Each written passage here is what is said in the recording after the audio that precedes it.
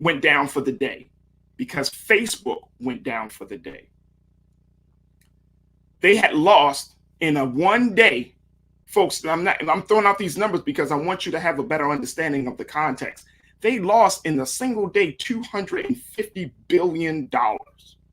The value of Facebook has declined in a single day because of their rating. When they put their earnings report out there, they lost people. They lost money. The users aren't engaged quite as much. They're losing. And as a result of that, look how much it has affected the financial landscape of the country. What does that mean to us? What does that really say to us? That means that this platform, this cultural tool, has power. And if you're still in a state of denial about how much power social media really has, then you're living under a rock. I'm have to tell you, and it's a big rock, okay? But this platform has power. And we need to figure out very, very soon, very, very quickly, and most importantly, we need to be intentionally responsible on how we're going to address the cultural impact, the financial impact, and most importantly, the health and well-being of this tool on the American people. We got to talk about that. We got to talk about that. And if we don't, we're going to see things continue to go into this uncharted, unregulated space. And that's not a good place for any of us to be in. And that's certainly not good for the culture. Look, I got to take a quick pause. When we come back, let's check in with Professor Iram Senwright, who studies media and the intersection of technology and social economics. Let's talk about what is going on with Meta. Let's talk about the implications and so much. We're also going to be joined by Culture Crew members Bakari Jones and Shaquaya McKenzie. So stay riding with me. It's The Culture here on the Black Star Network.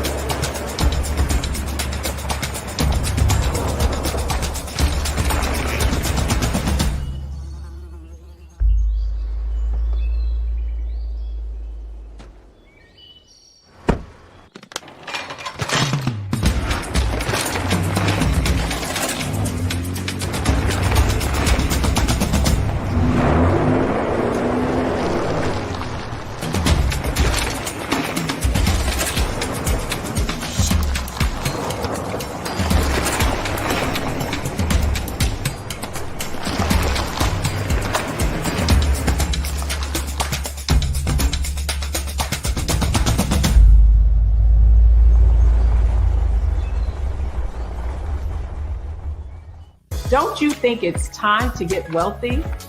I'm Deborah Owens, America's Wealth Coach, and my new show on the Black Star Network focuses on the things your financial advisor or bank isn't telling you. So watch Get Wealthy on the Black Star Network.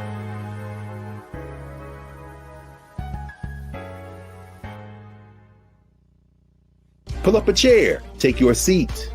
The Black Tape with me, Dr. Greg Carr, here on the Black Star Network. Every week, we'll take a deeper dive into the world we're living in. Join the conversation only on the Black Star Network. Hi, I'm Dr. Jackie Hood Martin, and I have a question for you. Ever feel as if your life is teetering and the weight and pressure of the world is consistently on your shoulders? Well, let me tell you, living a balanced life isn't easy. Join me each Tuesday on Black Star Network for A Balanced Life with Dr. Jackie. We'll laugh together, cry together, pull ourselves together, and cheer each other on. So join me for new shows each Tuesday on Black Star Network, A Balanced Life with Dr. Jackie.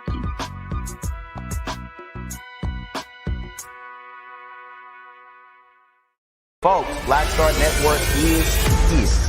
Oh, no punches! I'm real revolutionary right now. Support this man, Black Media. He makes sure that our stories are told. Thank you for being the voice of Black America, Roland. Stay black. I love momentum we have now. We have to keep this going. The video looks phenomenal. See, there's the difference between Black Star Network and Black-owned media and something like CNN. You can't be Black-owned media and be scared. It's time to be smart. Bring your eyeballs home. You dig?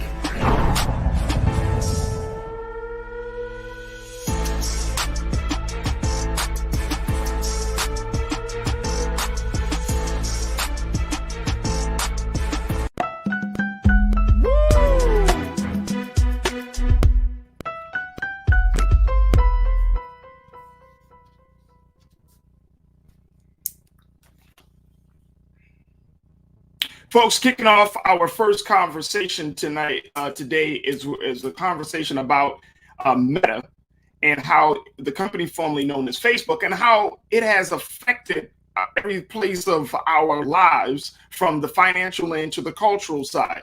Now, I'm going to be joined in a moment by Professor Iram Sinwright of American University. Professor Sinwright serves as a media professor. He's an author, and he also serves as the chair of communication studies at American, to give us some insight about the power of technology and people. And, you know, there is a term that I have read that some social scientists have coined as social economics. Now, I shared with you the earnings that Facebook brings in. You know, last year they brought in $100 billion, $46 billion was in profits. They're spending $10 billion to create this metaverse, this alternate reality.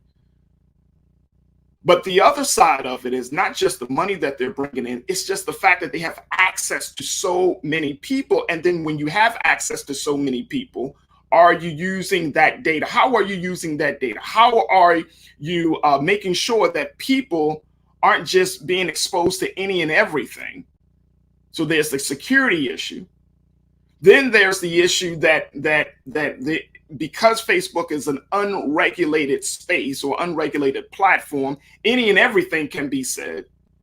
So then now you're starting to see those divisions between people being exacerbated on the platform. And then you got to talk about the fact that is Facebook also an instigator in some cases? You know, when you're talking about, and I was reading some pieces and some articles that said that in other parts of the world, a lot of, some small battles, and I'm not joking, folks, small battles have been started because of engagements and conversations and interactions on the platform. How do you handle this? Let's bring in Professor Iram Sinwright from American University to give us some thoughts on this. Professor, thank you so much for joining us. How are you, sir? I'm doing fine. How are you doing? I'm good. Professor, I hope to lay out the foundation of the severity of what we're dealing with when we're talking about social media, but in particular about Meta. Sure.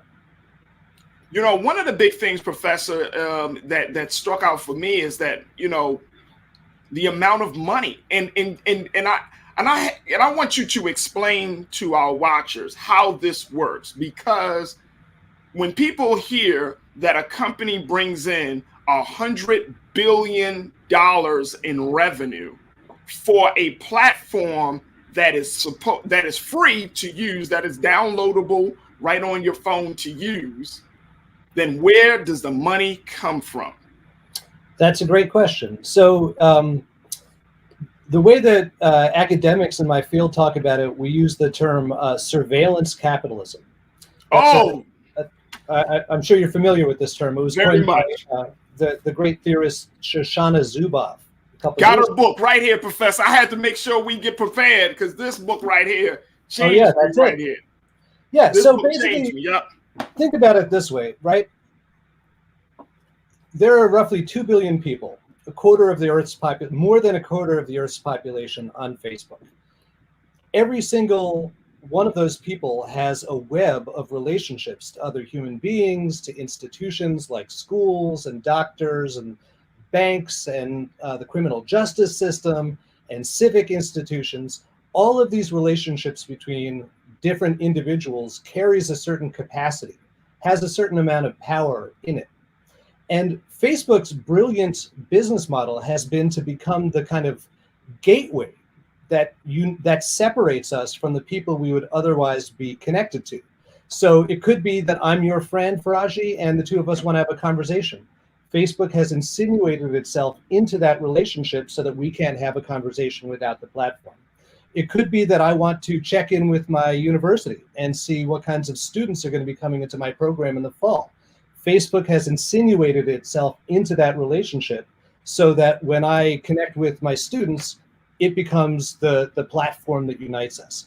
So Facebook has become this kind of necessary social infrastructure. And essentially what it's able to do is to charge a fee to companies that have budgets for marketing and promotion and distribution to get access to their own customer bases. So it's not just about me as an individual, Aram Sinreich, as a professor, as a friend of Faraji's, what have you. Let's say that, I'm also a musician, by the way, and I have a band, and that band has a new album coming out this summer, right? Typically, in the olden times, I would go and play some shows, and I would tell my fans, guess what? New album's dropping, right? I'd show up on the radio. I'd tell my fans, check it out. Come to the store in a couple months. The new album's going to be out. Now, Facebook provides the platform where the fans find out about the music and the music professionals find out about their fans, and they sell the music professional access to their own fans. So monetizing those relationships that already existed while simultaneously becoming essential to the process of maintaining those relationships is the Facebook business model. And that's something, going back to Shoshana Zuboff's book, The Age of Surveillance Capitalism. The book is called The Fight for a Human Future at the New Frontier of Power. One of the things that she brought up was the fact that this really was kind of this level of engagement with people, and more importantly, this level of collection of data was something that we saw with Google. That Google had really mastered how you collect people's data and then use their data to create, a world where if a person logs in, you're getting ads that speaks to your interests and your preferences. Am I correct on that, Professor? Yeah, well, I mean, it's like an onion, right? There are layers and layers and layers. So it begins with Google about 20 years ago, figuring out that you could turn a search engine into an advertising platform. That basically you could sell, let's say that I knew that somebody was searching for apartment rentals in Baltimore, right? That if I was selling apartments, I could buy ads against that search itself, right? And that was that was Google's big insight 20 years ago, was that when people are looking for information, that's when to hit them with marketing information. Okay, so that's the first layer of the onion. Then Google begins to say, well, it's not really just about people searching on our website. What if somebody goes to rentalhomes.net and looks for an apartment in Baltimore? We want to be able to sell that to advertisers too, right? So then they broaden it out so the entire internet becomes a kind of point of contact that you can mine data from. Then you get to the next point, which is, okay, once you've extracted those data from people's social interactions, those data themselves become a commodity that you can put on the market. And what's happened now in the last 10 or so years is that there's an entire infrastructure of what are known as data brokers who don't make anything. They don't sell anything. They don't even sell advertisements. They certainly don't offer free websites and services to consumers. All they do is collect data from different sources, bundle them together, analyze them, create detailed predictive profiles of every single one of us, and then resell those to third parties. And that is a multi-billion, hundreds of billions of dollars spent every year just on this data brokerage industry. And so that social media becomes a service that basically justifies data extraction rather than vice versa. It's not like it's not like our data pays for the wonderful thing that Facebook gives us. It's that Facebook exists only for the purpose of extracting data that become valuable to them. Okay, so now, Professor, because I know some folks are listening to you this afternoon and thinking to themselves like, what? So now the big $64,000 question becomes, what do they do with all of that data? So I'm actually writing a book about this right now, and my co-author and I just got off of our weekly phone call right before I did this interview, and every single time it's like we just want to slam our heads against the desk because it's so depressing. But basically they hold on to it. So what's the other thing that's happened over the last 10 years is that you might have noticed, you buy a phone, that phone's got more gigabytes than the version that you bought 4 years earlier. And that had twice as many gigs as the one that you bought 4 years before that. That's because the price of computer memory continues to keep dropping precipitously according to Moore's law. So a hard drive that would have cost $1,000 10 years ago now costs $50 for the same amount of storage. So from a business standpoint, from the standpoint of the data brokers that we were just talking about, what that means strategically is it makes sense for them to collect as much data as possible and hold on to it for as long as possible, even if they don't know what the data mean, and even if they don't know what they're going to do with it or how they're going to sell it. Because they know that a piece of data that they collect from you today might not mean anything to them at the moment, but 5 years down the line, they're going to have some new algorithm that's going to be able to make sense of it, and they're going to be able to sell it for a buttload of money based on like a long-term analysis of who you are and what your life is about, right? So all of these different companies, dozens and dozens and dozens of different companies, not to mention government entities here in the US and elsewhere around the globe, Russia, China, are collecting massive amounts of data about what every single person is doing online and offline, anywhere in contact with a networked computer, all day, every day, and they're just archiving it, just stockpiling it, and then after the fact, inventing new algorithms that sort through those data and try to deliver some kind of actionable intelligence from them. So we're a part, when we say that we are logging in, we become logged into a system that commodifies our preferences, that commodifies our likes, dislikes. We become part of a system that monetizes us, our existence.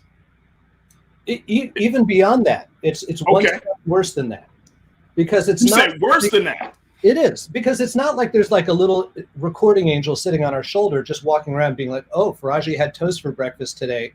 Right. Like in the ledger, right? It's more like the recording angel goes, oh, it's going to be more valuable for us if Farajii has eggs. Farajii, have some eggs. Farajii, have some eggs. Farajii, have some eggs. And that request comes from the advertiser. So that, if you're oh, I had hot dogs, then they're like, oh, Heinz ad might come up and say, you need ketchup. Let me be even more clear. Gotcha. The whole script has flipped. It's no longer let's collect data to figure out how to advertise to you. It's become let's make you do things in order to create the kind of data that we need. And so it's not just about showing you an ad. It's about what is, you might have read recently that the US federal government is going after Google and other big tech companies for what they call dark patterns. And dark patterns are basically a way of changing the arrangement of information on a screen, or changing the way that an application works, or even changing the way that public space is organized to nudge you into behaving one way instead of behaving another way, to have eggs instead of toast for breakfast, to wear green instead of blue, to pray to this God instead of that God, right? I mean, they can be decisions large or small, but there are all these very powerful algorithms that understand how to give you the smallest possible push to produce the biggest possible change in your behavior, so that you will be more and more willing, without your knowledge or consent, to yield data that then become more and more valuable in a brokerage market. So there's this feedback loop. It's invaded our public physical space. It's not just about what we do on our laptops or our phones anymore, because everywhere we go, there's an Amazon Echo, or there's a closed circuit television, or facial recognition algorithm. There's some kind of internet connected sensor that's collecting data from what you do, whether you think you're online or not. You're essentially always online. Professor, I have an Echo, and I did notice that it picks up on, even without, asking Alexa what to do, it does pick up on certain things. Like you can still see it light up when you're just having basic conversations with your family members, right? And I think that is this big slippery slope that I think that we need to be aware of, because this is putting us in a space where, we have this great reliance on technology, almost to the detriment of our own independence, in some cases to the detriment of our own sanity. So it's mind blowing. I want to bring in one of our cultural crew members, Bakari Jones, who is an activist, and she's a strategic planner for a lot of nonprofit organizations, and she's been currently working in the tech space. Bakari, thank you so much for checking in with us this afternoon. How are you? Farajii, I'm well. Thank you for having me on. Absolutely. Bakari, you actually have been doing work in technology, your current work. I mean, you've been doing work in the community for years, but your current work has been using technology to help nonprofits and to help, small businesses move further along. But when you hear hear this information that Professor Sinwright is sharing about the power of social media and in technology, what stands out for you? Oh man, so many things. One, Professor, thank you for coming on and sharing your insight. I think it's just amazing to see the ways that technology is able to shape our behavior. And I think a lot of times we envision a space where we're directing technology, and in a lot of ways, technology is directing us. And a lot of our folks are just now starting to realize that. So I think it's interesting that, I'm curious about what resistance in a technical space is going to look like as we move forward, besides protecting our cookies and requiring different levels of security on our devices. What else does resistance look like in that space? That's a big question. Professor. Well, I think Bakari is right that it's not just about, protecting what kinds of data we leak, right? So there's a big kind of push for what people refer to as media literacy. Like, oh, well, if you don't like Facebook's policies, then don't use Facebook. Or if you have to use Facebook, then go into the privacy settings and change setting X and change setting Y and change setting Z. If you think about it, that's not really fair to us, to the end user, because what it's basically saying is that we're going to presumptively spy on you. And if you don't want to be spied on, it's your job to figure out how to prevent that from happening and to go around and tell every single website what not to do.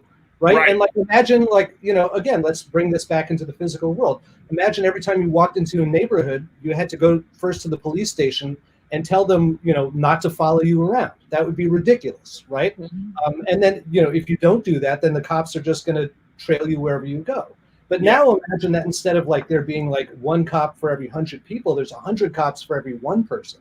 And that's essentially the situation with surveillance capitalism, is that there are more collection algorithms than there are human beings. And there's no way, if we spent all of our time telling these algorithms what not to collect, we would still not be able to change all of our terms of service. So then to Bakari's question is what does resistance actually look like? How do you dissent in an environment of totalistic surveillance and data extraction? And, there are a lot of different answers, but the big answer has to be that we as a society all decide that it's unacceptable, and that we hold these organizations accountable, and that we don't integrate them into our businesses, into our governments, into our schools, into our cultures. And, we build a network that doesn't surveil us. Well, you know what, Professor, and I think that sounds good. And I think, Bakari, you probably will agree on this because of how I think I know you.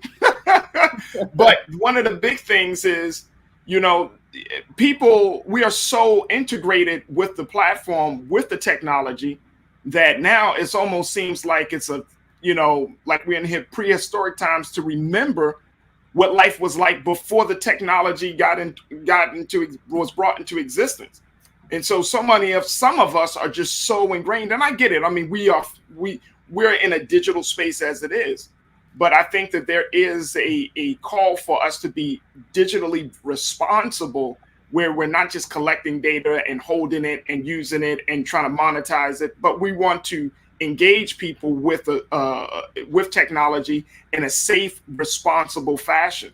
And it sounds like we have to make that choice, Professor and Bakari, to make that happen, to change the culture of how we use technology. Professor, am I on the right track here? I think you are. I mean, it's easy to say, but it's hard to do, right? Facts. Because again, no single individual can affect a change in mass consciousness. So I think, unfortunately, like a student of history would say that these things only change once you hit a breaking point. Once, like a critical mass of people rise up and say, this is not acceptable. We can't live in a society like this. And, in 1215, farmers in Europe and in England rose up and, they made the crown sign the Magna Carta because the way that they were operating was not appropriate. In 1776, the U.S. had its own revolution from England. In the 1860s, we had our own civil war over slavery, right? Like this systemic injustices of this scale are never solved through incremental change. They're really only solved through a revolution of one kind or another. And that doesn't have to be a bloody political revolution. It could be a cultural revolution. But something systemic has to change. And so, Professor, talk to us about how does do communities, that vulnerable communities, those communities that have often been used and abused by the system, like the Black community or the LGBTQIA community or the Latino community, I mean, how do these communities protect themselves when they're on these in the social spaces? Well, unfortunately, there's a lot of really strong research showing that existing social inequities and biases are not only reproduced but are exaggerated by these platforms, right? You've probably seen the documentary Coded Bias, which does a good job of documenting and explaining this kind of process. So the answer is that vulnerable communities and populations can't participate in this process in a way that protects them. All they can do is to be self-aware of what the risks are and to create safer private spaces where these kinds of power dynamics don't come into play, which unfortunately balkanizes our society and drives us further apart from one another. Right. And see, Bakari, for me, that sounds like, it doesn't sound like all hope is lost, but it sounds like, we might need a flashlight to find it, though. You know what I'm saying? You might need a flashlight. Perfect way of saying it. I mean, go ahead. What you just going to say? Well, I think that in a lot of ways, I think to the professor's point, I think we are ultimately looking for ways to like humanize some of this technology, and those things are really at odds with each other. That's unrealistic. But I think we have so much technology, and I think one of the pieces that's missing is sort of where is the opportunity for us to engage and leverage our empathy, right? Like it makes no sense to capture so much data. It takes up so much space and time. It consumes a lot of resources when we don't know how we're going to use and leverage that data, especially we're not going to use it or leverage it for good. So I think that one of the ways that I imagine that we could push back, and I think it would take a lot of collective action from folks that are in the technical and digital justice spaces, would be to figure out how we can limit the collection of data, and I know that's not what really a thing that people want to hear, but it could become something where, we have to say, how do you intend to use this? Otherwise, does it actually need to be captured? So you know what? And I agree with you there. And I think, one of the big things that we have to, two things that you said, Bakari, that really got my attention. One is we do try to humanize technology. And that is the narrative that is often used to sell technology.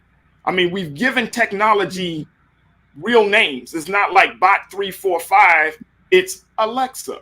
You know what I'm saying? It's when we have created this world in such a way where it opens the door for us to want to be one with a machine in a very, very like surreal, dystopian type of way, But then the other thing I think you talked about, which is important, is the moral factor. We got to take a quick break, but Professor Sinwright, when we're talking about the moral factor of proper technology or proper use of technology, there are many conversations that are happening about this, but I'm wondering if that is even a realistic goal for us to ask for, to say, hey, tech makers and tech giants and tech companies, make sure that you are responsible. Make sure you're socially responsible. Make sure you're politically correct. Make sure that you understand that there are many different people in the world. Make sure that your technology speaks to the diversity of our culture. I'm wondering if that's even realistic.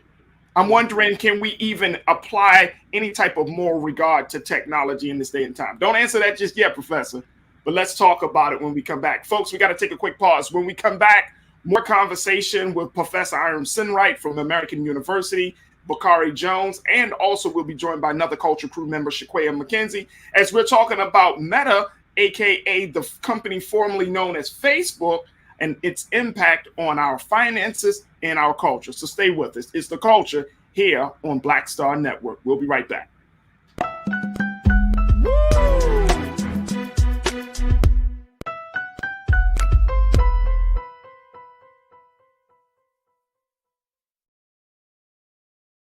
Pull up a chair, take your seat. The Black Tape with me, Dr. Greg Carr, here on the Black Star Network. Every week, we'll take a deeper dive into the world we're living in. Join the conversation only on the Black Star Network.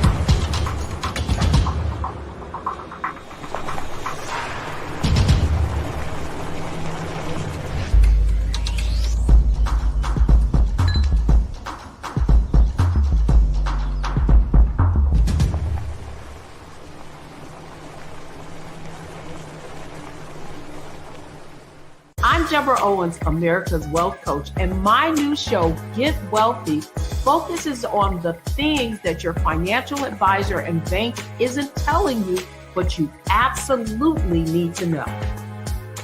So watch Get Wealthy on the Black Star Network.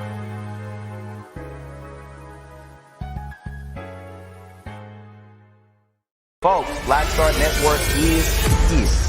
Hold no punches. I'm real revolutionary right now. Support this man, Black Media. He makes sure that our stories are told. Thank you for being the voice of Black America, Roland. I love y'all. All momentum we have now, we have to keep this going. The video looks phenomenal. See, this difference between Black Star Network and Black-owned media and something like CNN. You can't be Black-owned media and be scared. It's time to be smart. Bring your eyeballs home. You dig?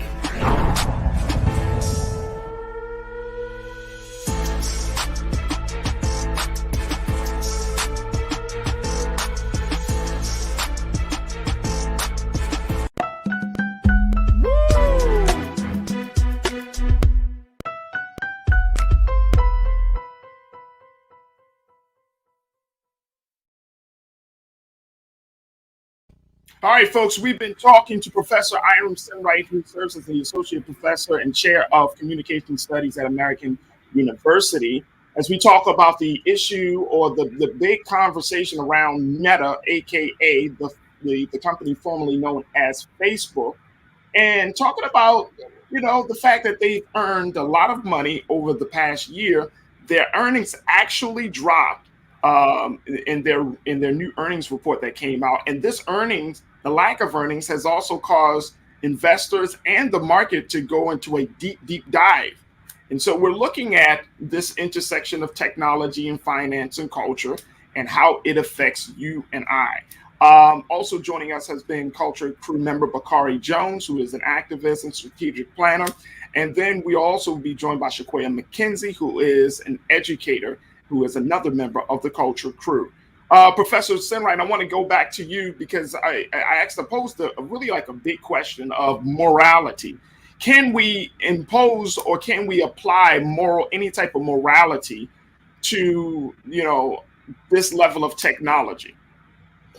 Yeah, I think we have to, because if morality has a meaning, that meaning is that we agree on what right and wrong is when it comes to social organizations and interactions and institutions. Yeah. And tech, as we were talking about before, has become integral to all of those things. So if we give it a pass on our moral judgments, then we've basically given up on morality overall. The problem is, how do we turn those kinds of moral judgments into action, as Bakari was talking about? How does that become social change? How does that become justice? And the answer is that it's really not all that different than what we've seen in the past. These are large, powerful institutions that have a financial and political plan that might differ from our own. And we have to use the power of culture, the power of the marketplace, and the power of democratic society to make them conform to our expectations and our morality. And so the more clear we are about the underlying values, whether those values are racial justice, diversity and inclusion, or any other kind of moral standpoint we might have, the clearer we are about how that intersects with specific technological standards and procedures, the more effective we can be. And it's interesting because just as much as we talk about morality, I remember there was an article that was done about Facebook or Meta founder Mark Zuckerberg. And back in January of 2010, and Professor Senwright, you might remember when he made the statement, but back in January of 2010, folks, Mark Zuckerberg was doing a talk at an award ceremony in San Francisco. And he said that privacy was no longer a quote unquote social norm. He said people have really gotten comfortable not only sharing more information in different kinds, but more openly and with more people. That social norm is just something that has evolved over time. That privacy is no longer a social norm. This was 12 years ago that he made this statement, and we're seeing now that people are putting themselves out there, putting out their business in the sense of, or the value of privacy is just not there anymore. I'm wondering, Bakari, are we kind of going down a slippery slope here if we aren't keeping certain values and morals intact? Well, I push back a little bit. I think that the desire for privacy, I think, still exists. I think in a lot of ways we know, many of us know that a lot of what we're seeing on social media is what we call like the highlight reel. So we have a desire to have some privacy, right? These are the things that I want to show you. Now we might be showing more and more of those pieces along the way, but I think there's still a desire for some privacy, right? We know that it's very rare that 100% of our lives are being streamed online. So I do think that there's still some desire for privacy. I think it's unfortunate because a lot of us are, living under a lot of pressure under capitalism and looking for ways to monetize our lives. So it becomes more enticing to share more and more of those elements. But I think that I see that as a fine line between, to the professor's point, yes, there are a lot more spaces where we're interacting and engaging where we don't realize that we're being surveyed. But that's not the same as saying I am opting, I'm opting in to be surveyed. That's not the same thing. So I think, back to it not being the responsibility for the consumer to opt out, I think I see privacy in the same way. Absolutely. And you know what? And Professor, I know one of the big things that has, since Facebook has announced its earnings, one of the big things that has crippled the social media giant is the fact that Apple, they have put changes on limiting Meta.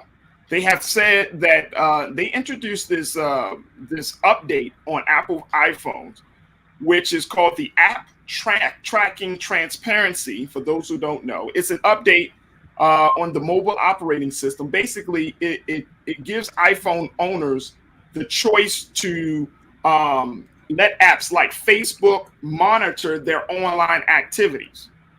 Now, folks, I'm not an iPhone. I have an Android. So, but for iPhones, you can opt out. Speaking to Bakari's point, you can opt out whether Facebook can monitor your online activities. And as a result of Apple putting that tracking or that feature, Facebook is like, hey, what are you doing? What are you doing? And they have found that a lot of people, a lot of Apple iPhone users have decided to opt out.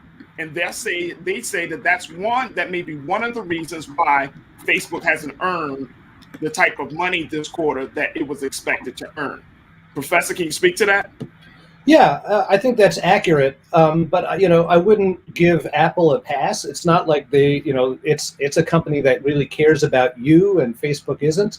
Part of what's happening right now is that these consumer data are so economically valuable that every company is basically trying to change the way that the internet works from a technological standpoint and a regulatory standpoint to divert more of that value that comes from data into their pockets and away from their competitors' pockets. So you should view this more as kind of Apple trying to build up what people call the walled garden, a universe in which you will only want to use Apple products, hardware and software and services, so that they can collect and control more of your data, and Facebook and Google and Amazon have access to less and less of it. Yeah. And I think the other part that we can't forget is the simple fact that a lot of younger users that Facebook has traditionally been able to grab and catch the market of now are leaving. They're saying that the app is dated, and so you're seeing other platforms like TikTok and other video sharing platforms kind of emerging as the platform of choice for the next generation, which is interesting enough. Shaquay, I want to get you an opportunity to jump in very quickly before Professor Sunwright signs off. But what's your take on all of this as you've been working in both the social justice and the education spaces? I have to agree to your last point that as an educator, primarily focused with secondary students, middle school through high school, and collegiate students, Facebook is old. Facebook is for old people, as they say. And so I think the approach that they are trying to take, albeit whether you look at the approach considering their focus on marketing or in general trying to induce AI, it's just not going to be appealing enough to catch the market that it is they're trying to attract and maintain with the younger generation. And therefore, we have to think about for older generations, or for myself, the millennial generation, we're not considered that old yet, but in terms of thinking about how we interact with the platform, I know a number of people that have left Facebook too, right? For the very reason that they feel their privacy has been embarked on to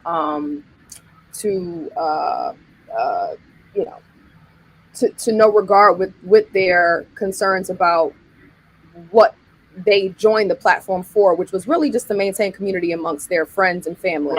And so I think that the approach Facebook has taken is essentially a suicide mission. We're going to see how this mission ends, though, Professor. We're going to see how this mission ends. We appreciate your time this afternoon to talk to us about this issue. We know you do have a new book coming out. Talk to us a little bit about that. It's called The Secret Life of Data. I'm writing it for MIT Press right now with my good friend Jesse Gilbert. And basically it's about all of the, when we talk about data, usually we talk about kind of what people are doing with it now. These data brokers, Facebook, Amazon, so on and so forth. This is about what happens to our data next. After they've stockpiled it, after they've collected it from every orifice, put it onto hard drives on a server somewhere, what is the next step for what happens to those data? What are the unusual and unexpected things that people will discover and create based on the data they're extracting today? So that book should be coming out hopefully in about 18 months. That sounds awesome. Professor Iram Sinwright, Associate Professor and Chair of Communication Studies at American University. Professor, thank you so much for joining us here today on The Culture on the Black Star Network. Thank you very much. Absolutely. Folks, we got to take a quick pause. When we come back, let's talk about from technology to voting, sort of, kind of. We're going to talk about how there are even more suppressive tactics that are being taken right now in states across the country to keep Black people at bay and to keep Black people from not voting. We'll be checking in with Marvin Doc Cheatham, who served as the former president of the Baltimore chapter of the NAACP, to give us some insight on what we can expect, how we can protect ourselves, and do we have the time to save the Black vote? We'll have that conversation up next. Also, we'll certainly give you the last word because we've had a very, very eventful week. So we got a lot to go to in the next hour. We got our culture crew members riding with us and a whole lot more. So you tune into the culture right here on the Black Star Network.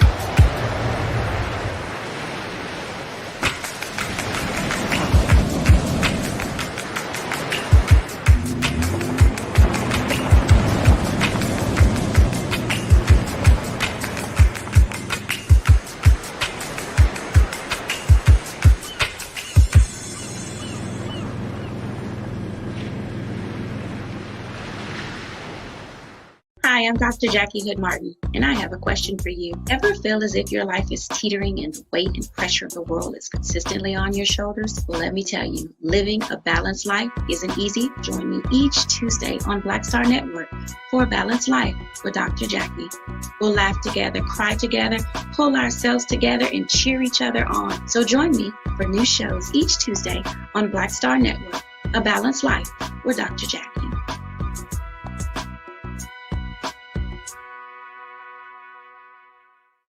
Pull up a chair, take your seat. The Black Tape with me, Dr. Greg Carr, here on the Black Star Network. Every week, we'll take a deeper dive into the world we're living in. Join the conversation only on the Black Star Network.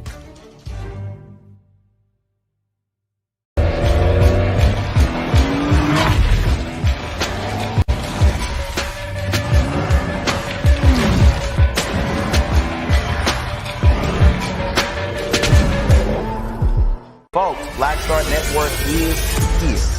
Oh, no punching! I'm real revolutionary right now. Support this man, Black Media. He makes sure that our stories are told. Thank you for being the voice of Black America, Roland. Stay black. I love y'all. All momentum we have now, we have to keep this going. The video looks phenomenal. See, this difference between Black Star Network and black-owned media and something like CNN. You can't be black-owned media and be scared. It's time to be smart. Bring your eyeballs home. You dig?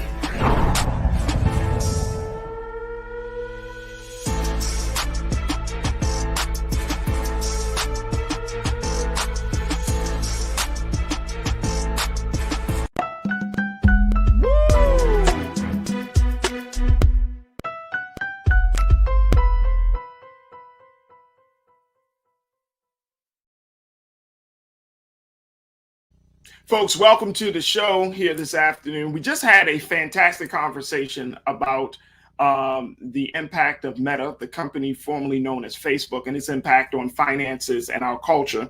And I would definitely invite you to check out that conversation that we had with our culture crew members, Bakari Jones, Shaquia McKenzie, and our special guest, Professor Iram Senwright. Now we want to shift gears from technology to voting. As you know, voting has been what's considered to be one of the major fundamental exercises of a healthy democracy. But over the past few years, voting has been under attack. Now, we just saw just a few weeks ago where major voting rights bills have been canceled in Congress, leaving many people to wonder what is going to be the state or the future of the vote in America, especially during this election year. Now, even though we're preparing for the presidential election in 2024, it's 2022 this year.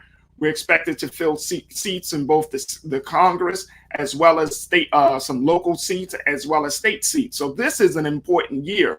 And as as a community organizer, I was always told that all politics is local. No change can happen unless it's locally produced. And so, what does that mean when you can't go to the ballot box and your vote is not counted? What does that mean when you go to the ballot box and your vote is not even there? This is the type of disparity that we have been seeing in this country. I want to share with you what's been happening in Washington State, because there was a state audit that was done by Pat McCarthy, who was a Democrat, who did his audit in Washington State to find that and it was reported by the New York Times, that among thousands of mail-in ballots that were cast for the 2020 election, that they were rejected in Washington State, and auditors have found that that those votes of Black residents were thrown out 4 times as often as those of white voters. Can you believe that, folks? 4 times as often. They are saying that pretty much the rejection, all of them, because of problematic signatures, disqualified 1 out of every 40 mail-in votes from Black people. And they're saying that that is a finding that is already causing national concern, and it pushes the conversation around voter access and secure balloting to the limits. So I wanted to have a conversation about this, because if that level of disparity is just happening in Washington State, what should we expect in 2022 when we go to the ballot box this year? Here to give us some insight and possibly some recommendations on how we can deal with this issue is the former president of the Baltimore chapter of the NAACP, my big brother, Marvin Doc Cheatham. Good evening, Brother Marvin. How are you, sir? I'm good. Happy New Year. God bless you. And we're so excited about your new move in this program. We're fired up. You've always been a very, very big supporter of us here, Doc. So I'm very, very humbled that you accepted the invitation. And most importantly, thank you so much for your love and your support. We truly appreciate it. Thank you. Doc, when you look at this situation, like this situation in Washington State, they're talking about all of these ballots being thrown out. And, after this audit done, and now this audit has just been done. It's 2022. That's 2 years after the ballots were cast. I'm concerned that if we've cast our ballot in 2022, we probably won't know the real result until 2024. Oh, I know what happens in 2024. A presidential election. So now we got to go back to people are asked to go back to the voting, go back to the ballot box to cast their vote again, even though we don't know if the elections for the local and the state representatives actually were counted.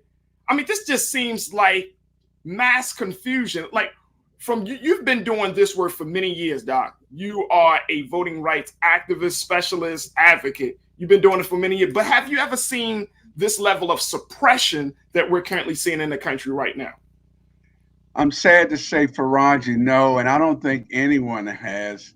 I spent 41 years as a government employee, as an election specialist.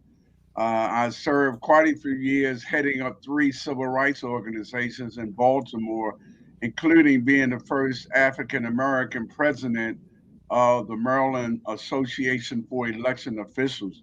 I prepared a brief statement to let you know how serious this is.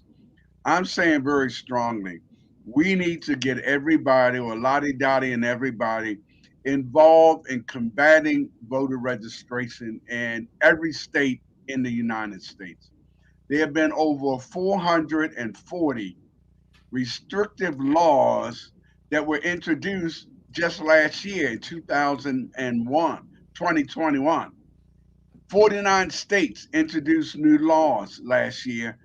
34 of them were anti-voter laws, and they have already passed in 19 states. Later on, I'll share with you what 19 states have actually passed voter suppression laws. Without federal legislation, and federal legislation is important, constituents are encouraged to join their voter efforts in every state. No state is not being attacked. As Congress considers the next steps in the fight to go against voter suppression, we're asking folks to move forward on voter registration. The Leadership Conference on Civil Rights and Human Rights, a coalition of more than 230 national organizations, and 53 of them are local organizations, have come together and basically have basically said to the Senate Majority Leader Chuck Schumer that the members of Congress need to support and remain, I quote this, to remain extremely focused in the weeks to come on the core of voter suppression that's taking place all over America. So it's more serious than I think it has ever been. We are going back to the 1920s and 30s and 40s. I think Dr. King and those leaders back in those days are turning over in their graves that we are seeing our voting rights, our voting laws turned back and going into the wrong direction, Farajii. And it's scary. We need to wake up. And you know what? When you say it's scary, it is scary because now we are dealing with a new reality, Doc, that as much as we're seeing this mail balloting, this mail ballot issue, the fact remains that guess what? The Biden-Harris administration still don't have any strong leg to stand on because the voting rights bills, the two big voting rights bills, haven't been moved. They haven't been passed. And so that opens the door for even more attacks to come. Give us based upon your expertise and your experience, Doc, how serious was what were the bills and what can we expect as a result of those bills not passing? Well, credit this to me, not to you, but somebody told us they got our back. And I swear to goodness, if that's what you call you got our back, I don't want you to have my back ever again. Come on, man. Four states, Farajii, have bungled together new voting restrictions. They're now calling them omnibus bills. These were Texas, Florida, Georgia, and Iowa. 4 different states, Arkansas, Montana, Texas, and Arizona, have passed new voter restriction laws. Many states have hit the ground running, and for instance, they are now imposing how you cast your votes, where you cast them, and 7 of these states now you got to do something to even apply.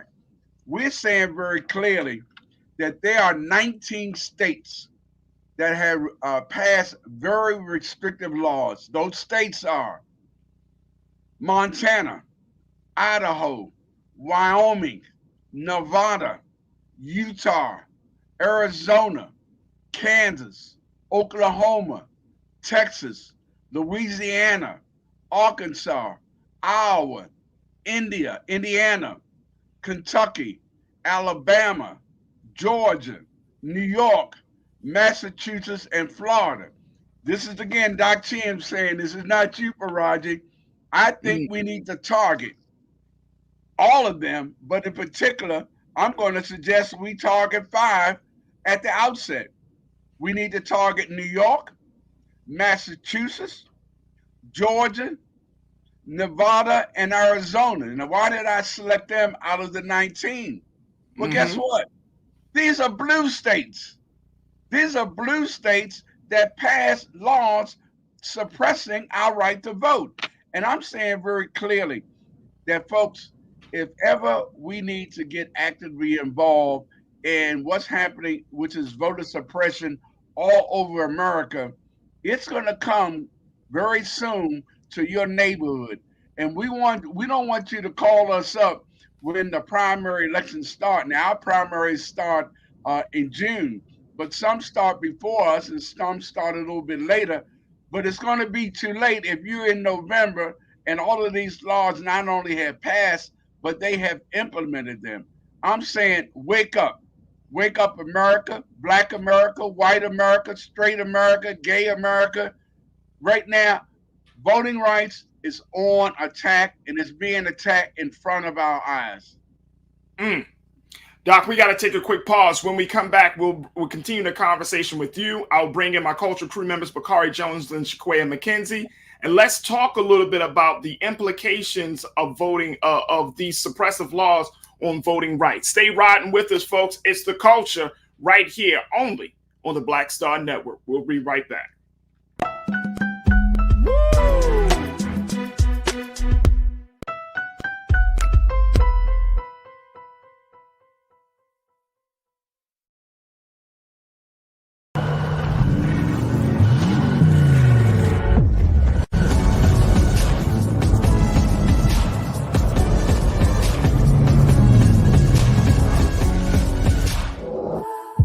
Don't you think it's time to get wealthy? I'm Deborah Owens, America's Wealth Coach, and my new show on the Black Star Network focuses on the things your financial advisor or bank isn't telling you. So watch Get Wealthy on the Black Star Network.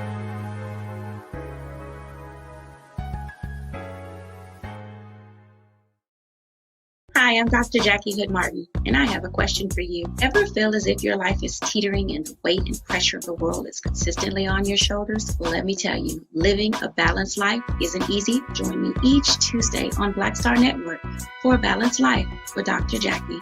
We'll laugh together, cry together, pull ourselves together, and cheer each other on. So join me for new shows each Tuesday on Black Star Network, A Balanced Life with Dr. Jackie.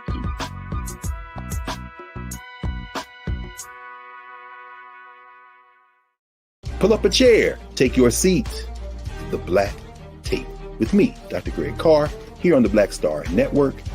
Every week, we'll take a deeper dive into the world we're living in. Join the conversation only on the Black Star Network.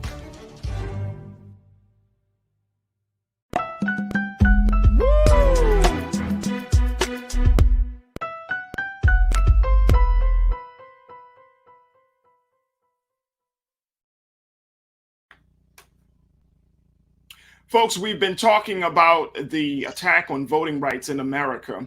There have been a number of states that have been victims of suppressive attacks, like the state of Washington, where they found that mail ballots were being thrown out, especially mail ballots from Black voters were thrown out at a rate 4 times higher than white voters.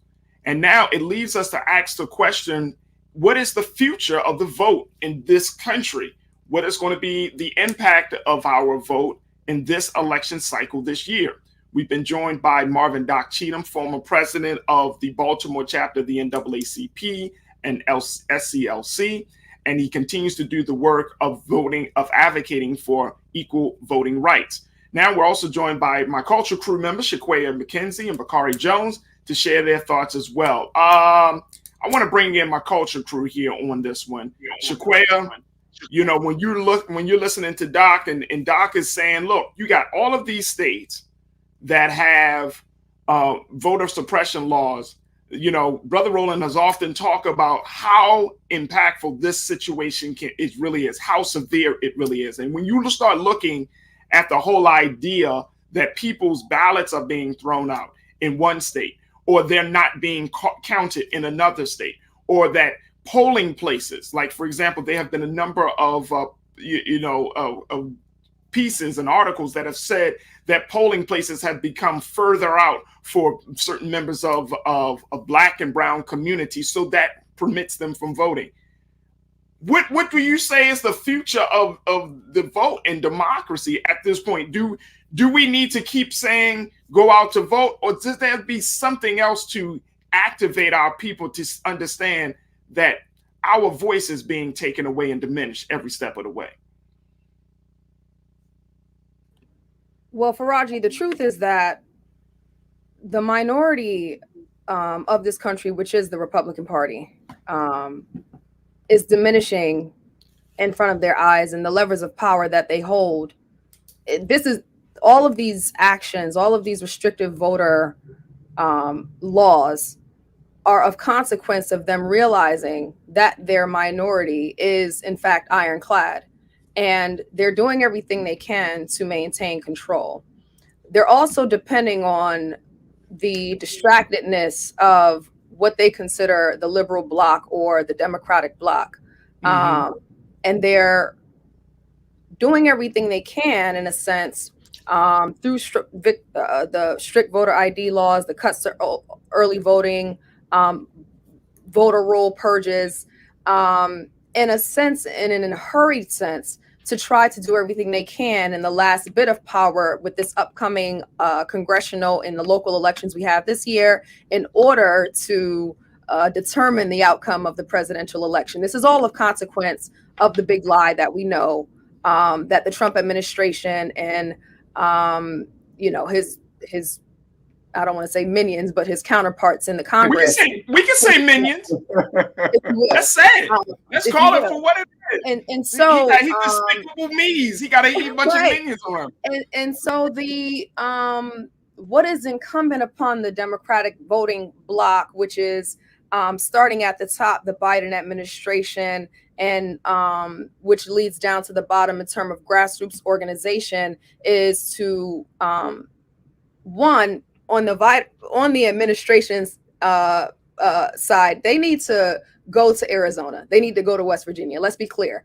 Joe Manchin and Kyrsten Sinema are the ones who are holding up or have held up the legislation that would defeat these voter restrictions across the country. And therefore, there is this threat. I'm not sure what is happening in behind closed doors in the Biden administration, but their campaigns, there need to be more active campaigns in educating the voting blocs of Joe Manchin and Kyrsten Sinema around the harm that they're doing to this country, not relevant just to their community and their constituents, but to the entire country. There needs to be a more proactive lens to talk about what's happening and to address what's happening in a way that moves the ball. Because let's be clear, Kyrsten Sinema and Joe Manchin haven't moved because of their corporate ties, right? And so there needs to be a more proactive offense to the people who are actually holding up progress. On the grassroots level, there needs to be more education campaigns. What was so effective, and we as a community of activists and or people who are involved in community organizing, we kind of opine about the glory days of Obama and why that was so successful, right? In terms of being able to transform the Democratic Party, where more young people and of different diverse demographics were more involved. It was about the grassroots level, about door-to-door canvassing. I know we're in the pandemic, so door-to-door may not be door-to-door, right? Maybe Zoom call to Zoom call. But there needs to be a more proactive edge of education, interaction, really meeting people where they are, especially the younger generation, and getting people involved in what's going on, not just talking around it on media channels, because I think that's what's happening. It's living in a bubble of people who are already concerned about it, who are already doing the work. We need to meet those who are not informed or who are not necessarily paying as much attention and bring them into the fold. No, I think that you're absolutely right. And Bakari, thinking about that, one of my big concerns about, just where we are with this whole situation is that people will not get engaged. People will not come out to vote. The suppression tactics will turn off the next generation of voters, right? Especially coming from the Black community, the brown community, and other, marginalized communities. So I think that, to add to Shaquaya's point, there needs to be education, but then I feel like we're always on the defense. I feel like we're kind of protecting ourselves from the attack versus attacking. And I'm wondering, when do we start to attack? Because at this point, we just getting our ass kicked right now politically. I'm inclined to agree, Farajii. You're inclined to agree. I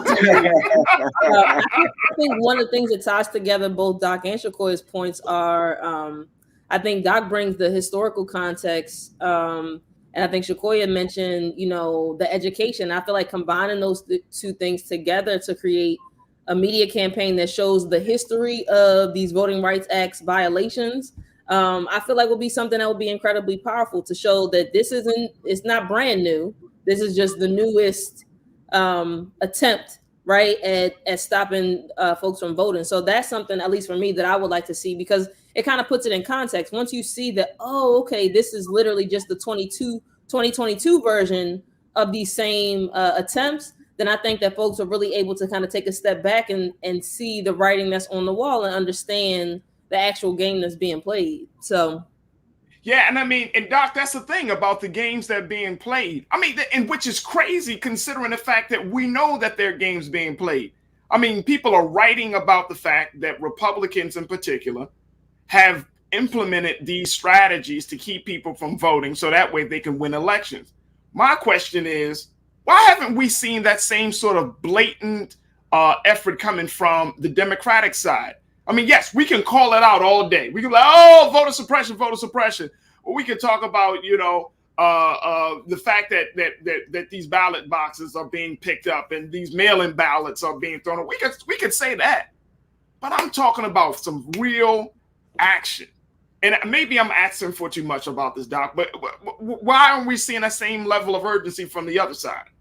But let me first say this. I am so impressed with the three of y'all. I'm clear that our future looks bright because I can sit back and get back in my rocking chair because you three are expressing everything that I even thought about expressing. But I would say this. We keep playing chess, and the game is checkers and chess and backgammon. It's all the game. we got to look at the fact that they're throwing everything at us that they can. And we keep being reactive rather than proactive.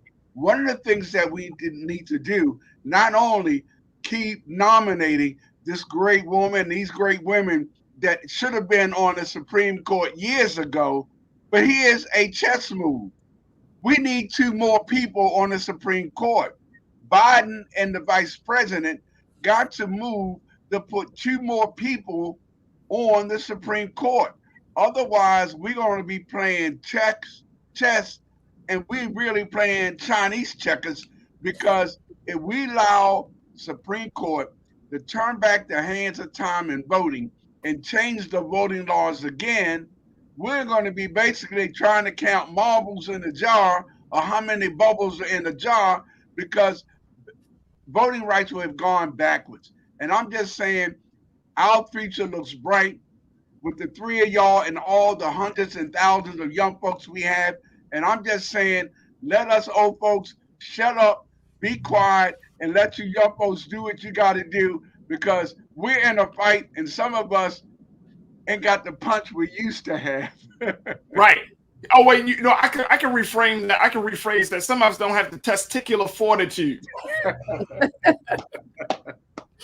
You know, I mean, seriously, guys, like as much as we talk about politics and all of that, there's a level of politics that's just absolutely abhorrent to the point where you're just like, I don't want to deal with it. But what I do hate watching is injustice.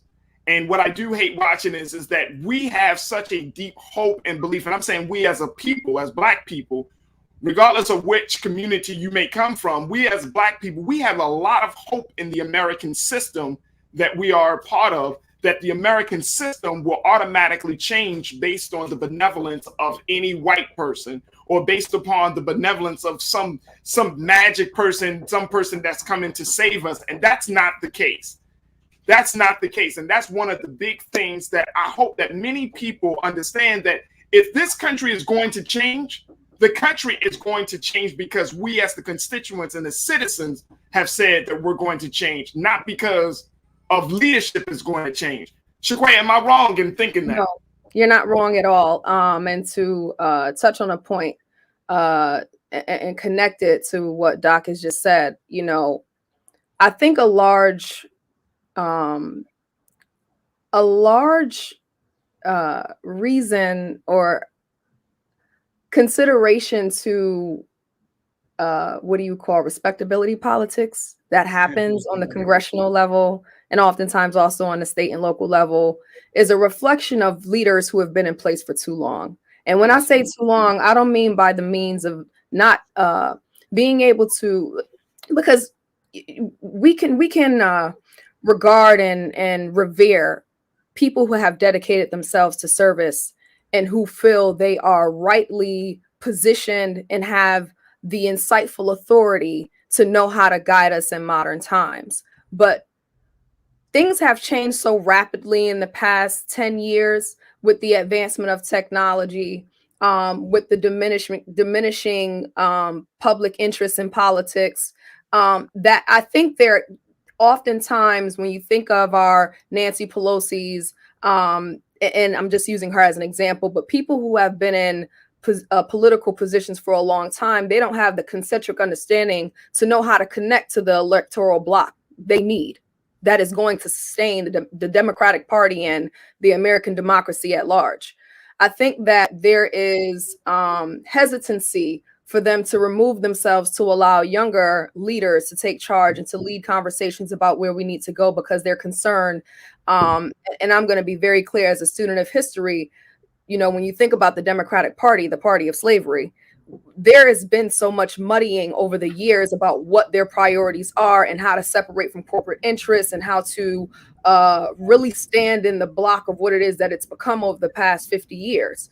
Right. I think that there is hesitancy, as you mentioned, from the younger generation to trust the government, which is ironically the very propaganda that's being used to fuel conservative and right-wing arms in the actions they're taking at local and state levels to suppress individuals and to suppress the vote. Is the paranoia, is the skepticism of the American government and how it best serves us. The benevolence of you know, the government as you regard it, Farajii, is not in the forefront of the minds of the younger generation that are underneath us. Millennials certainly have a level of skepticism. Our hope opines on the Obama generation, right? Knowing that we can at least see ourselves in position of control. But the older generation, the baby boomers, if you will, they have to learn how to move out of the way. They have to know when to let us move in and guide the conversation because we are the way forward. And the tactics that they're used to, it's just not going to work. You know, as a student of history, I think about what happened after slavery when we had the largest African-American electorate representation in the Congress, right? And since then had not, because the very same tactics that are being recycled now were implemented then to ensure that we wouldn't have that authority and that power again. And so to Bakari's point, we have to educate. We have to create more education media campaigns that can paint the picture bright and clear so people can understand where we are in the timeline of American history and how we don't have to repeat the history, right? Absolutely. Absolutely. And Shaquay, a couple of folks have chimed in on the remarks you just made. My guy, Epic Change, who watching via YouTube, said, look, right, Shaquay, but in a way that is normal. Older folks have always been hesitant to let younger people take over until they were sure they knew what they were doing. Right. Janae checking and say, younger folks play a role, but if you don't know nothing, then how does that benefit us in these conversations? Term limits. Yeah, it's called voting. You can vote them out. I think that is the belief that younger people don't know, and then therefore, Bakari, you know, we need to stay under people. But the voting suppression situation is deeper. This is about power. This is about resources. And you know, in a moment, Doc, I want you to share your thoughts about the recent gerrymandering and redistricting efforts that are happening across the country. But Bakari, when we talk about those things of power, resources, and staying in power or keeping people out of power, then that becomes a declaration of war. Mm-hmm. And I don't know if people understand that when you are in wartime, it calls for warlike strategies and tactics. This is not regular time. This is not just any old election. Look, let me just share this with you real quick, and then, Bakari, I'm going to let you say your share. The Republican Party, look at this, folks. It just came across the wire a little bit before we started today. The Republican Party censored their own party members, Liz Cheney and another GOP member, for being on the House panel to investigate the January 6th situation? Adam Kinzinger. Adam Kinzinger, thank you. The Republican Party just censured their own party about a demonstration that clearly was quote unquote undemocratic, a demonstration that clearly showed that this democracy, this American experiment is not working or is falling apart, especially for white Americans. And they get mad and they censure their own party for seeking the truth. See, that's what I'm saying. See, we trying to appeal to the morality of a joker. We trying to get them to understand us. They're not even thinking rationally enough to be like, this is good, this is not good. This is a lie, this is the truth. You mean to tell me a whole party is allowed to censure their own party members for seeking the truth, yet you want us to believe that you are the party of the rule of law. You are the party that worries about the Constitution. You are the party that stand on the side of right. How the hell is that possible? Bakari, what's your take? Farajii, I feel like that was a little bit of a setup. That is a setup. That's an alley-oop right there. You know how it go. But I mean, I think to think about, everything that you just said, right? Everything that's at stake. You're talking about power. You're talking about resources. You're talking about access to resources. And I think, the putting it into context that we are at war, I think that, what we see as a strategy and as a tactic historically for generations on generations is this attempt at absolute and total fatigue. I think that, my understanding, and Doc, please chime in. But I feel like my understanding when it comes to the Voting Rights Act's violations is like, we're going to just exhaust you. We're going to make it so difficult. And so, we're going to just keep moving the target until you just give up on trying to hit it at all. So I think that, it's like they're just multiple battles that we're up against. So I think everything that you said is absolutely right, Farajii. And I think to your earlier point is, what does it look like for us to be on the offensive? And I think part of that is creating campaigns about what has worked in the past and what's possible, and challenging people and creating more of like a call to action and a call for folks to chime in. The work that I do is not as directly related to voting rights, so I don't feel like I have the utmost authority to speak in that space. But I do know that creativity and adding vitality to all of our movements and creating spaces that become more attractive and compel our folks to engage is what I think that the guiding principle in the work that all four of us do. So. Absolutely. Doc, I mean, what I'm seeing from the Republican Party is not a party that you can just deal with on the basis of trying to reach across the aisle. I'm not seeing that type of party. I'm not seeing a group of people who you can really have a negotiation with, you know what I mean? Or a real conversation, because this action, just this recent action that came out today, is just a sign to me that, oh no, y'all not even thinking logical. Y'all not even thinking rationally. You rather destroy your own country than to admit to the truth. You rather go down in a ball of flames in a lie than to admit to the truth that you're wrong.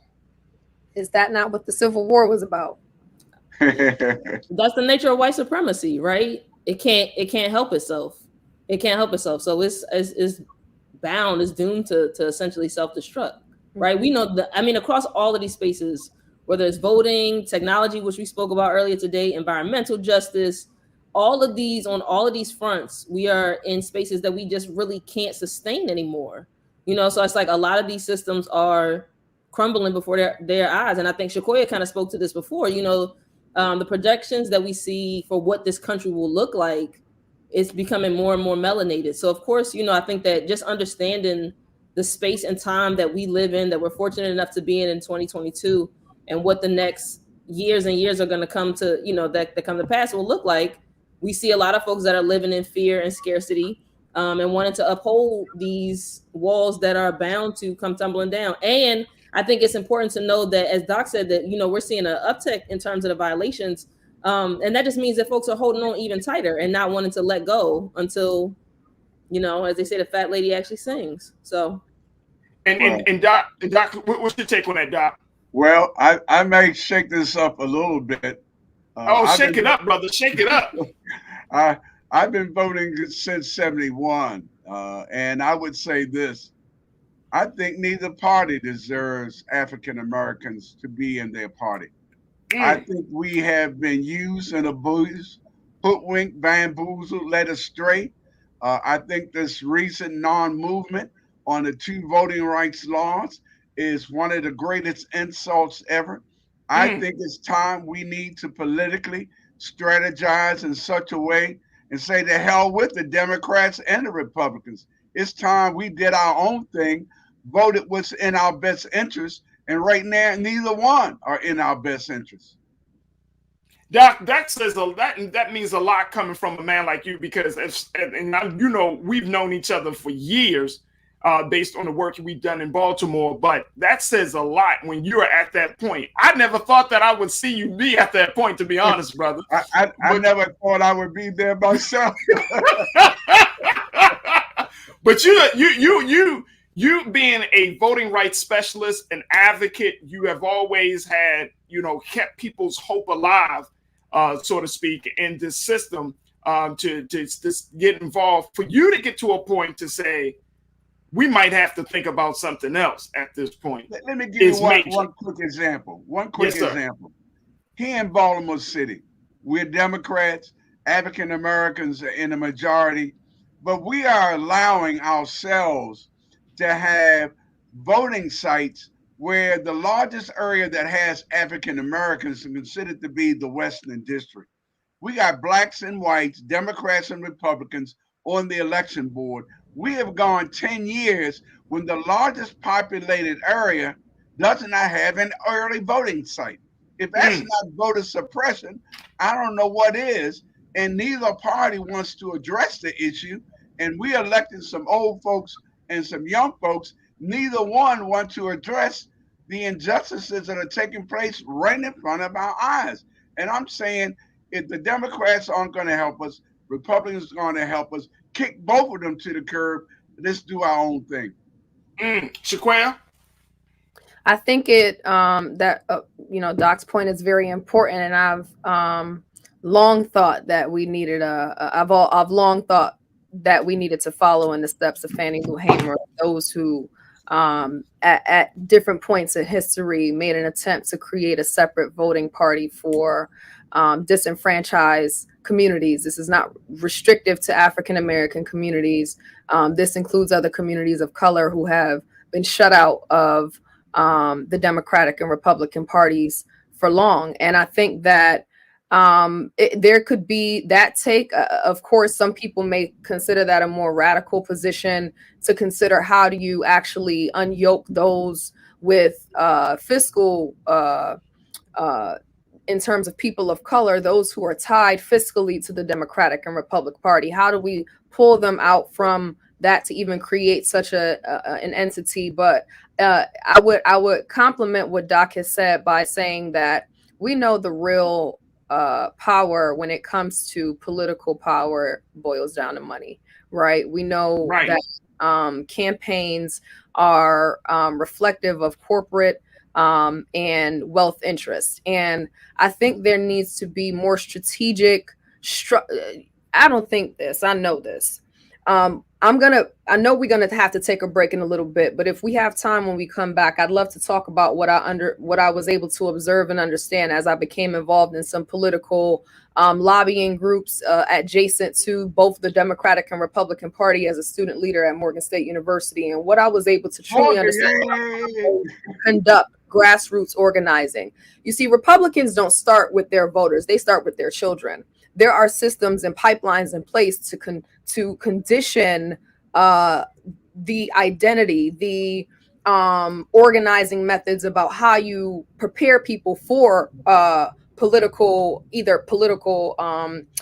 position or political involvement. And we do not have those strategic pipelines in the Democratic Party. I think whether we create a party of our own or we, continue to try to influence the Democratic Party to work on our behalf, there just needs to be more institutional advancement of Black leadership and Black money in how we operate in politics.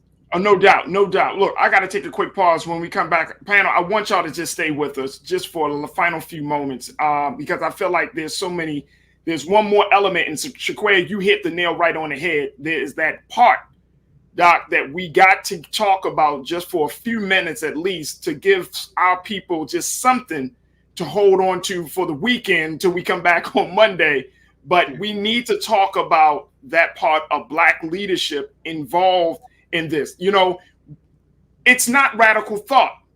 When you are in a war, they say it's all's well in war, or, pretty much anything goes in war. And it is not anything goes. But when you're talking about fighting for your survival, when any animal is confronted and is backed into a corner, no living organism just crowds itself and says, come on with my ass. No, you fight for your life. And in America, Black people, we have to fight for our lives. We say that Black lives matter, but we got to fight to let the country know that we are serious about about saving each other. We got to fight for our lives, whether it's in education, whether it's in healthcare, whether it's in politics. We have to fight like hell for our lives. And if we don't, guess what's going to happen? We'll die because nobody's going to fight for us. No one is coming to save us. It's either us or it's none. That's what it comes down to. And if we have allies, if we have partners, if we have folks from the other communities that want to join on, that is all well and good. But they have to have the same level of urgency that we have, that if you don't fight all the way to the end, if you don't fight as hard as we do, if you don't fight with the same intensity and passion, if you don't fight with the spirit that you're not just fighting for yourself, but you're fighting for your children, then your allyship, your partnership, it ain't worth nothing. We got to take a quick pause. When we come back, let's wrap up our conversation about voting rights in America. Stay riding with us. It's The Culture on Black Star Network.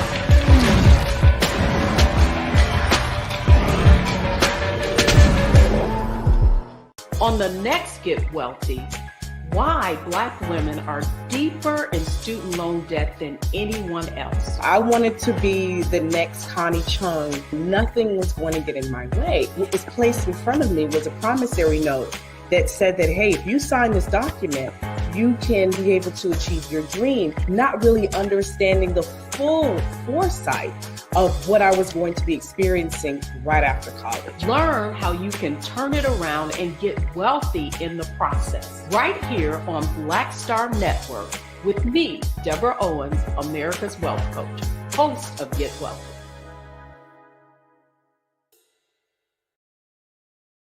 Pull up a chair, take your seat. The Black Tape with me, Dr. Greg Carr, here on the Black Star Network. Every week, we'll take a deeper dive into the world we're living in. Join the conversation only on the Black Star Network. It's time to be smart. Roland Martin's doing this every day. Oh, no punching! Thank you, Roland Martin, for always giving voice to the issues. Look for Roland Martin in the whirlwind, to quote Marcus Garvey again. The video looks phenomenal, so I'm really excited to see it on my big screen. Support this man, Black Media. He makes sure that our stories are told. See, there's a difference between Black Star Network and Black-owned media and something like CNN. I got to defer to the brilliance of Dr. Carr and to the brilliance of the Black Star Network. I am rolling with Roland all the way. Honored to be on a show that you own. A black man owns the show. Folks, Black Star Network is here. I'm real revolutionary right now. Roland was amazing on that. Stay black. I love y'all. I can't commend you enough about this platform that you've created for us to be able to share who we are, what we're doing in the world, and the impact that we're having. Let's be smart. Bring your eyeballs home. You can't be Black-owned media and be scared. You dig?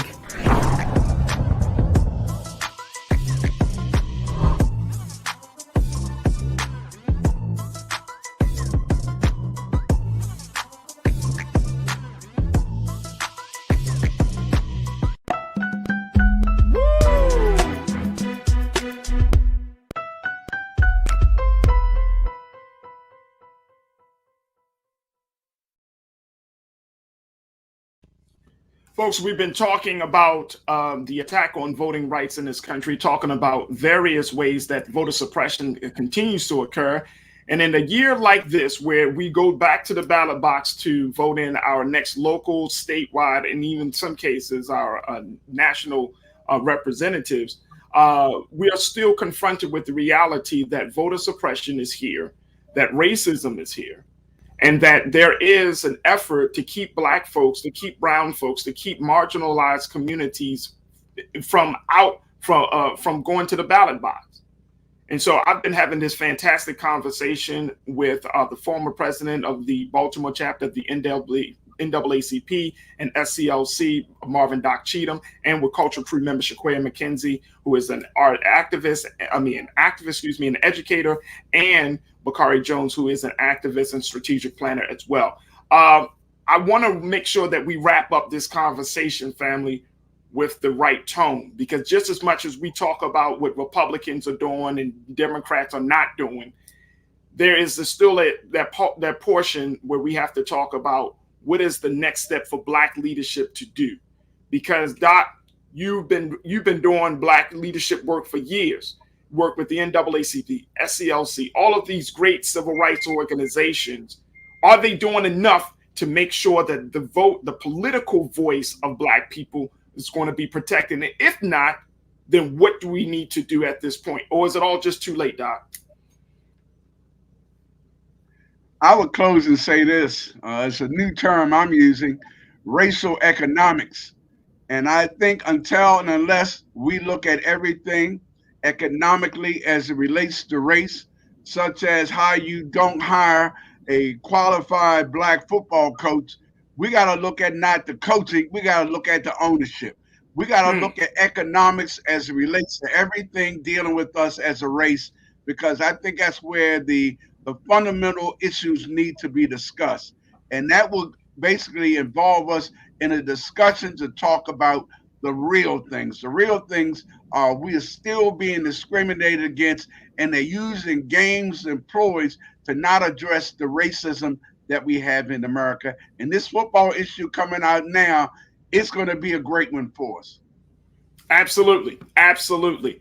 Shaquaya and then Bakari. Shaquaya, what's your final remarks on this Black leadership? I mean, what needs to be done to activate them, to get them in a space where they're not seeing this just as a political discourse, but they're seeing this as a declaration of war? Well, on a molecular level, I think the conditions as they may will influence Black leadership to take this more seriously, because without their voting bloc, they can't have power themselves. But on a each one teach one, right? So there needs to be a counterpart of, as we talked about throughout this entire segment, campaigns, education efforts in communities on a grassroots level that pair with a strategic movement that's happening on local levels so far as legislation and advocacy. I think that Black leadership has long been drawn to follow the bullpen, you know, in the sense of what media is concerned about, or what are larger issues that are being considered as priorities of the Democratic Party. But we need to continuously hone in on what is affecting communities and keep those as priorities in how we lead. And I'm saying we, I'm not a, you know, elected in position, but I think that elected officials are at the forefront of this fight and have to be the ones to truly, you know, pay attention to what matters right now, rather than following what's being talked about at large. Bakari? I agree with everything that Doc has said in terms of investigating more around race and economics. And as Shakoy, I think with engaging more around advocacy and education. I think that those are the things that our leaders need to hear, that we're actively engaged. I think that I would say, to kind of add on or tack on to the end of Shakoy's points, I think our leadership is often, you know, we often hear from just one small group of people. So I think the place that we need to sort of land on and end on is like, what are the ways where we can kind of just take more accountability for ourselves and say that we can speak up a bit more and let our elected officials know, hey, this is something that is important to me. This is something that I'm concerned about. This is something that's on my radar. So I think the challenge would be to ask ourselves, and this is the question I'm asking myself, like, what are the ways that I can be more engaged on a local and grassroots level? Absolutely. I think both of y'all need to run for office, both of you. Oh, you said they should run for office, Doc? That's right. I hope you mean Farajii.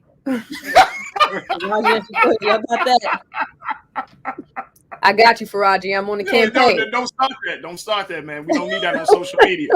We need no campaigns. Next thing you know, I'm hiring Doc to be my campaign manager. There you go. Look, I appreciate each and every one of you. I think all of you have said something that of substance, but more importantly, y'all are on point, because I feel like, you know, just this whole conversation, it continues to be a real. Look, we if we don't change how we have conversations, we can't change our actions. It's just that simple.